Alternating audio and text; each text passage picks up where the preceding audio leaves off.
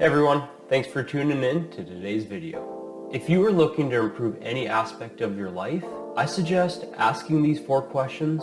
There is an old saying, often attributed to Einstein, that the definition of insanity is doing the same thing over and over again and expecting different results.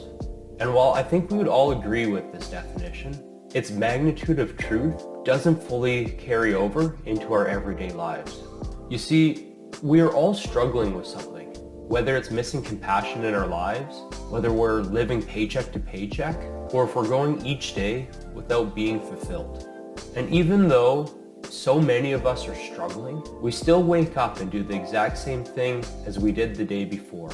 We are unhappy with our lives, and yet we do little to change them. We end up just accepting this lack of joy and lack of fulfillment as our set point. And we accept that this is just as good as it's going to get. But this doesn't have to be as good as it's going to get. There is a better way. You see, asking better questions is one of the best ways we know of to improve any aspect of our life. Jerry, the author of Reboot, asked 4 separate questions that can provide us with a framework to change our life for the better. We just have to be willing to ask ourselves these hard questions, to write them down, and to follow up with them. So question number 1, how am I complicit in creating the conditions I say I don't want? I've heard from so many people, and myself included, about all the things they have to put up with in life, from waking up at the crack of dawn, doing all the housework, slaving away at a job that they don't enjoy, and being underpaid for that job. However, in most cases, these conditions that they say they don't want are actually in their power to control and to change. So I challenge you to ask yourself, as I do weekly, how am I complicit in creating the conditions that I say I don't want? An example from my own life is I wake up very early, about 4:45 a.m. every day. I have a lot of responsibilities, and often I start feeling a little salty about all my responsibilities and start complaining. This went on for months until I came across this powerful question and asked myself, in full sincerity, how am I complicit in creating these conditions I say I don't want? And after some thinking and conversations with my wife, I came up with a solution that was super simple. We simply just started using a meal delivery service. This cut down on the time spent meal planning, grocery shopping, meal prepping, dishes, and in a lot of cases, the meals tasted better than what I was making. This freed up my evenings and afternoons to spend more time exercising, connecting with my wife, my family, my friends, and making videos like this to help you guys improve your lives. It was all around a win-win situation. The price of the meal delivery service was just about the same as what groceries and throwing out all the leftovers that we didn't eat were in the first place. Not to mention, by going to the grocery store less, I wasn't tempted by all the snack foods in the aisles that I shouldn't be eating. And on to question number 2. What am I not saying that needs to be said? Many of us are traveling through life, feeling oppressed and not heard. We have feelings about a situation, but we feel it isn't our place to speak up and say what's on our mind. Or we feel if we do actually say something, that no one will listen. We all know that it can be difficult to speak up when it challenges the status quo. Whether that status quo is at work, with friends, or in relationships. However, the downside of this that not many people realize is when something feels uncomfortable and we do not voice our opinion, a little seed starts to grow inside of us, a seed of doubt. And this will grow and we'll start to trust ourselves even less. And as that inner doubt starts to grow and we lose that trust with ourselves, we will start avoiding the situations where we feel we don't have a voice. And this will continue until we doubt that we even have the inner strength to speak our truth in situations that we once felt comfortable in.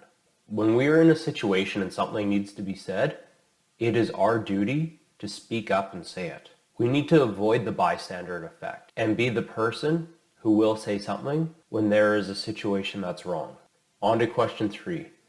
What am I saying that's not being heard?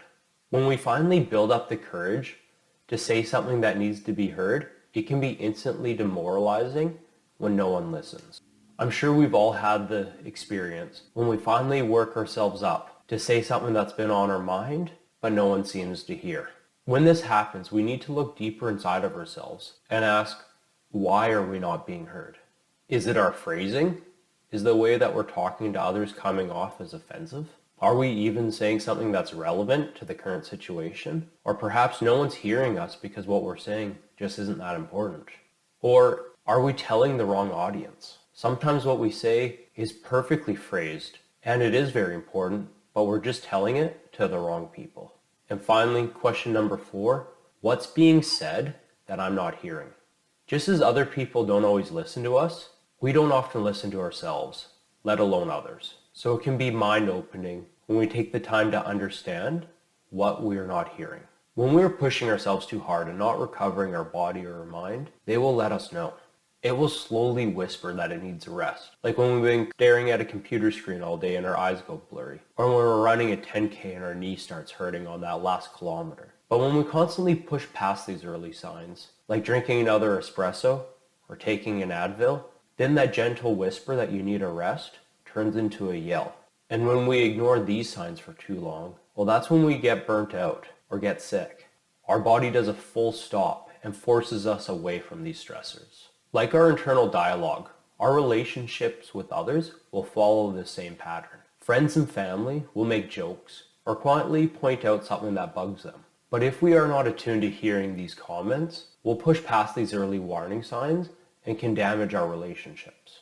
At this point, the other person will feel that they just won't be heard, and instead of continually trying to be heard, they'll just step away. This also happens in business all the time. When managers don't solve the root cause of a problem, when they brush off concerns and tell the staff to just figure it out, this sends a signal to the staff that their problems don't matter to the boss or to their manager. And so they slowly stop bringing up their concerns. The employees will keep pushing past this as long as they can, but eventually they're going to hit a breaking point when they make either a massive mistake or they just have enough and quit. The catch-22 of all this is that it always seems to surprise the boss. And you hear responses like, "I'm so surprised, I just didn't see that coming. Why didn't they just say something?" The unfortunate reality is that something always is said.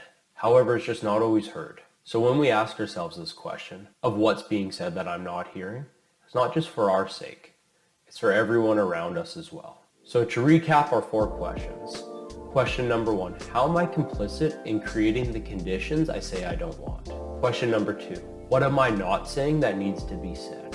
Question number 3, what am I saying that's not being heard? Question number 4, what's being said that I'm not hearing? Thanks for watching the video, and if you enjoyed it, please consider subscribing and watching another video up here. Thanks.